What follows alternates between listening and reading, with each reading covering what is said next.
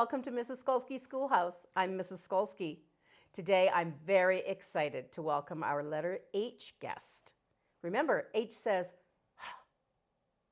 Before I introduce him, I'm going to give you 3 clues to see if you can guess what kind of creature we have in the studio today. Number 1, they are the 3rd largest land animal, besides the elephants and white rhinos. Number 2, they are native to 29 African countries. And number 3, they spend their days in the water or mud to stay cool from the African sun. Any guesses? Please help me welcome Habbie the Hippopotamus. Hello, Habbie. Welcome to the show. Good day, Mrs. Skulski. It's great to be here. Well, you have flown a long way to be here with us today, haven't you, Habbie? I sure have. I came all the way from Zambia. More specifically, I came from South Luangwa National Park in Zambia. Wow. Yeah, it's one of the biggest hippo habitats in the world. Wow. Well, friends, habitat is a fancy word for a home for animals. Now, Habbie, you must have lots of friends if there's so many hippos there. I love my friends and family. I live with about 30 other hippos. We are really social animals. Wow. What do you call a group of hippos? Well, some people call a group of hippos a pod, or a herd, or a bloat. A bloat? Yeah, that's my favorite. Bloat. Sounds like a boat. That reminds me of water, where I love to spend my time.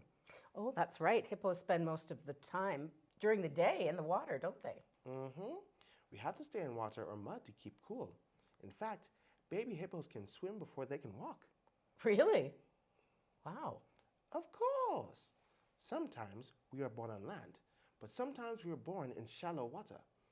When that happens, our mom pushes us up to the top of the water to take our first breath. Oh, wow. Habbie, do baby hippos have a special name? We are called calves. Our mothers, the adult female hippos, are called cows. But don't mistake us for milk cows. We are very different. Very different than milk cows, yes. Well, I mean, your size for one thing, right? Yes. Calves are much smaller than their parents. And we are often resting on our mothers' backs in water to stay safe. Yes, I know that cows generally don't like to spend much time in water. So how old are you, Habbie? I am 2 years old. 2 years old. I am Mrs. Skulski. Shouldn't you be bigger? I am Mrs. Skulski. Remember, this is the magic of television. Oh, right. Thank you for the reminder, Habbie. But when you're all grown up, you'll be very large, correct? Absolutely. Hippos get very large, and I'm a male. So when I'm finished growing, I'll weigh somewhere between 3,500 and 9,200 pounds. 9,200 pounds? That's as much as 45 men put together. Yes, Mrs. Skulski. Well, I'm glad you came to visit us today because I don't think you'd fit in the studio later, Habbie. And I'll probably grow to be 3.5 meters in length and 1.5 meters tall. Wow, amazing. But how long does it take you to get grown up? I'll be grown up when I'm 7 or 8 years old. Oh, okay. So 5 or 6 years from now. You're proud about that. So what do you think makes hippos so special, Habbie? Well, we can't jump, but we run faster than humans. You can't jump. No. Oh, I guess because of the way your bodies are created. Your legs just can't support a jump. I guess. But we are fast runners, faster than people. Even though we grow to be very large, hippos can move quite easily and quickly. We can even climb steep banks and slopes. Really? Wow, that's amazing. Yes, we usually walk 6 miles at night when we're looking for food. At night? Are hippos nocturnal? Yes, Mrs. Skulski. We usually sleep during the day. When the sun goes down, that's when we eat. I didn't realize that. Where do hippos sleep? In the water or the mud. In the water? How can you sleep in the water? We spend about 16 hours a day in the water. We are excellent swimmers, and if we are awake, we can hold our breath underwater for up to 5 minutes if we're adults. But isn't it dangerous to fall asleep in the water? I mean, you could drown. No. When we sleep in water, we come up to the top automatically and breathe without waking up. Now that is very special. But why don't you just sleep on the land? It seems like a lot less work. Well, we can't survive outside the water for too long because our skin is very sensitive to the sun. That's why our skin makes a special oil that is a natural sunscreen. Oh, that's convenient. Wow. It would take a long time to put sunscreen on a hippo. So I have to ask you then, Habbie, it's been a while since you've been in water. Are you okay? Well, the studio lights are quite hot. Yeah. But my skin is thick and I'll be back in the water soon. So I'll be fine. Okay, good. Well, then I'll just ask you 2 more quick questions, okay? Okay. So my first question is, what do hippos eat? We are omnivores, so we eat meat and plants. But we don't eat meat very often. Sometimes we have fruits and occasionally plants in the water. But mostly we eat grass. Grass? We are big. We need it. I guess so.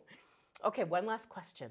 Please tell me about your teeth, because I read that hippos have 36 teeth, including the 2 bottom teeth, but I don't see any teeth on you, Habbie. Oh, they are there, but I'm not opening my mouth as wide as I could. Why not? We bite very hard. I don't want to accidentally hurt you, Mrs. Skulski.